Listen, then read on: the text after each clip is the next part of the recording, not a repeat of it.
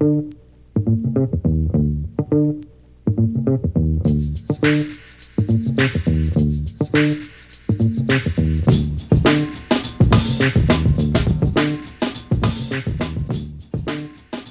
this is Andrew Lee with Ronnie Lee's Automotive. I'm a certified BMW technician, and today I'm going to show you how to check for services due on your BMW.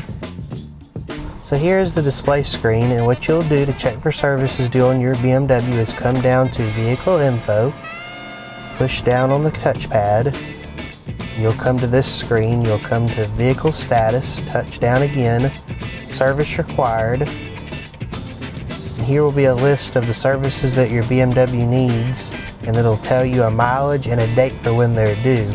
On our subject vehicle here, everything is in green, so this car is up to date on all of its services. You can also come back and it will do a check control and let you know if there's any other problems with the vehicle, such as a door being open or a light bulb out or anything else you would need to know. You can also check your oil level from here, as well as your tire pressures, and this is just a helpful tip to help you with your vehicle.